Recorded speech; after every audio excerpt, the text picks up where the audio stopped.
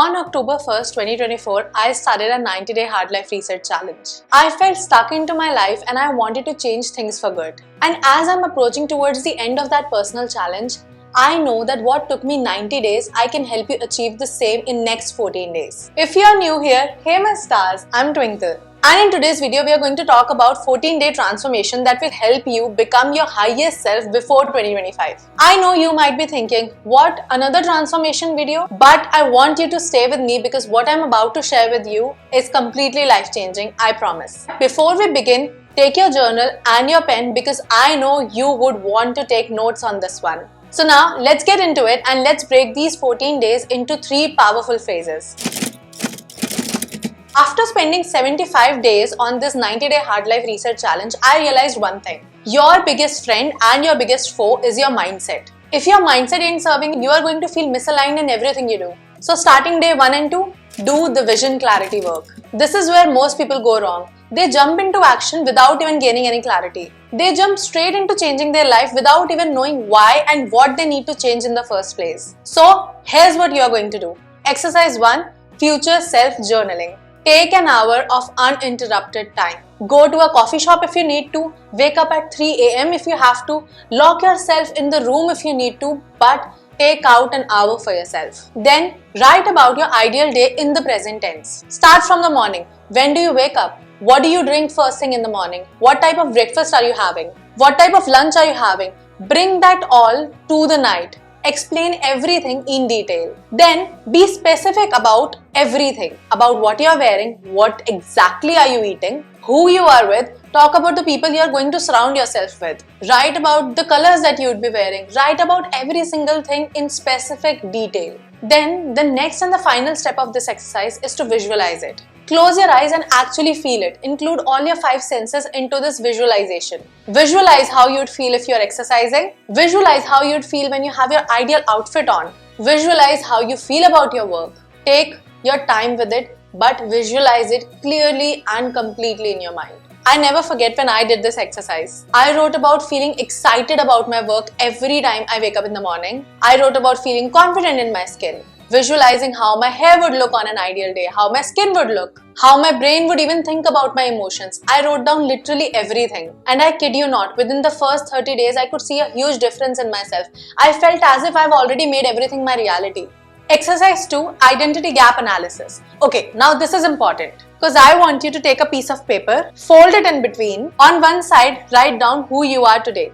List down everything you are at this given point of time. On the other side, write down who do you want to become. Write down the bullet points of your future self in correlation to the bullet points of your present self. And then in the center, write down the specific gaps between these versions. What is it that you are lacking right now to achieve that future version of yourself? Write it all down here. And then without burdening yourself with a lot of information, circle only 3 gaps that you want to work on in the next 14 days. This exercise has been a proven technique and is known by many names. But the goal is to physically write down everything from your mind and then work to fill in the gaps in between. Up until now, whatever we have discussed, you have to finish it in 2 days. Now on day 3 and 4, we focus on limiting belief detox. We all have these misconceptions about ourselves in our head.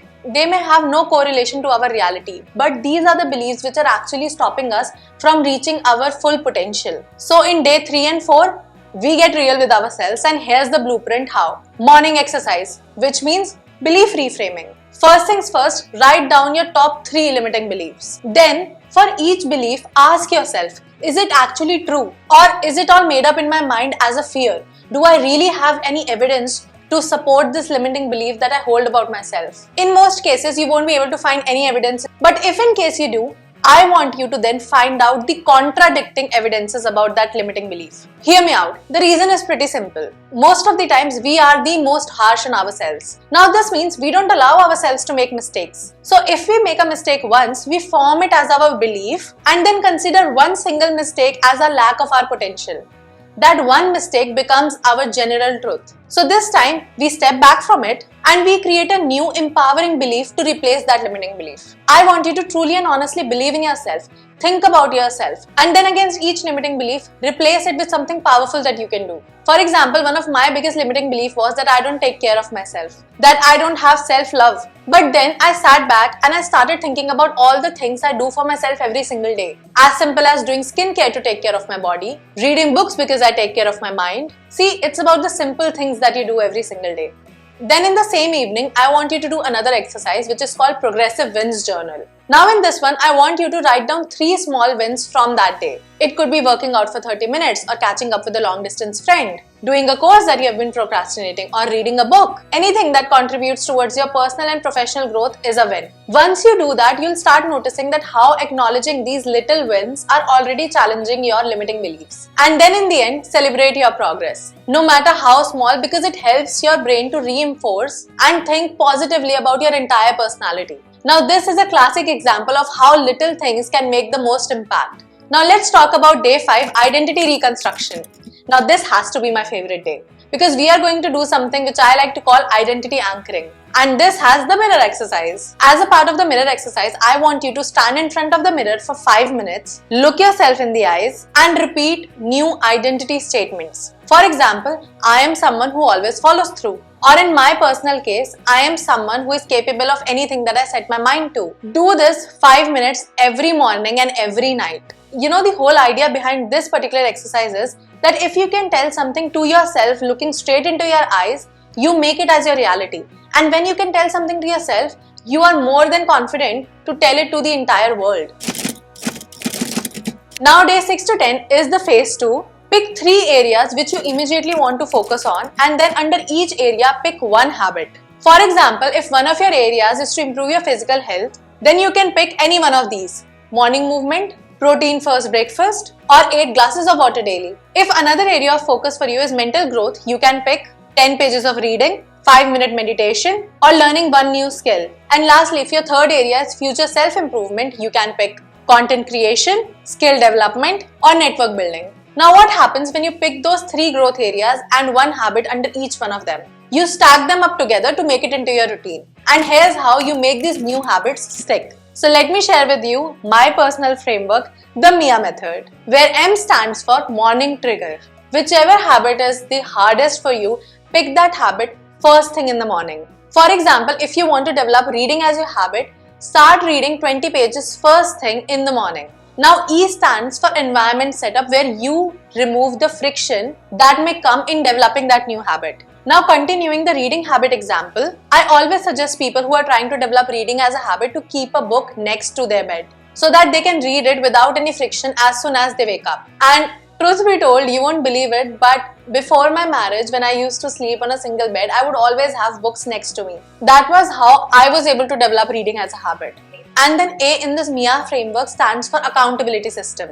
The best thing that you can do right now is use social media as your accountability partner. If you are picking a new habit, start posting stories about it, or maybe start a series about it. You can also tell your offline friends that you have picked this habit. Trust me, it does wonders. And if in case you feel that you are too lonely and you don't have anyone who can be your accountability partner, drop a comment and I will be happily your accountability partner. And now to the third and the last phrase, lifestyle integration. Declutter your physical space. Get rid of unnecessary and distracting items that you might be seeing every single day around you. Things that you don't use anymore, get rid of them, donate them, or probably put them in a storage room. Do this decluttering digitally as well.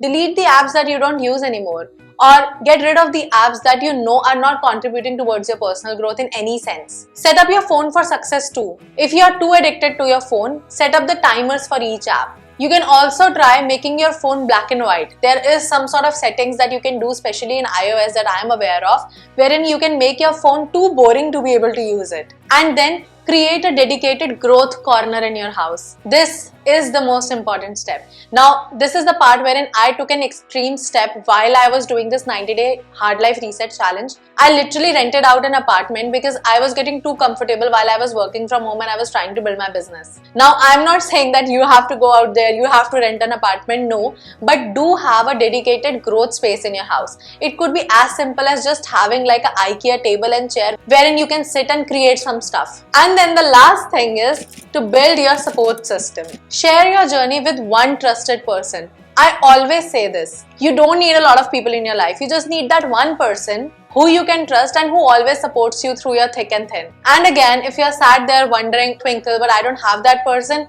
you have me. I'm making this video because I want to see you grow. So message me on Instagram. Let me be the support system you need. Or you can join my free WhatsApp group wherein everybody is an accountability partner. I have done previous challenges as 5-day reel challenge on that group, and there are a lot of things that people are always discussing in that group. That is the group of people who want to build a life and become a human. That's why it is called Building and Becoming. So you can join that group and be a part of this challenge. Last thing, create a weekly review system. Take this super seriously by reviewing your 2-week progress. In the end, I just want to share some game-changing tips with you. This will just serve as a reminder of the basic stuff. If you feel that you're lacking in changing your life for good, always remember these 3 things. Number 1, the 5-minute rule. If you don't feel like doing something, just commit to it for the first 5 minutes. I use this every single time when I lack motivation. And trust me, it has been a game changer.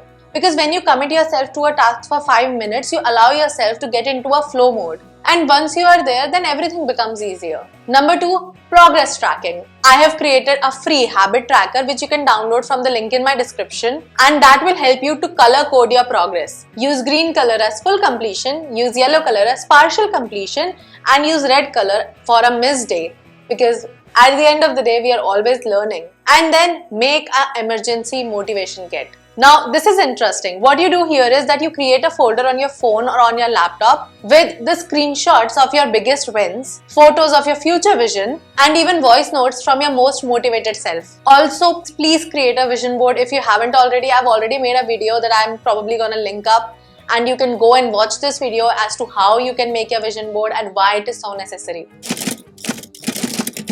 And now let me just share a vulnerable moment with you. After I got married, I was just feeling that I couldn't stick to anything. I was starting and stopping any challenge, anything that I was picking up, any book that I was trying to read, any habit that I was trying to develop. And then I discovered the power of resetting your life entirely. I realized that the key wasn't in doing more.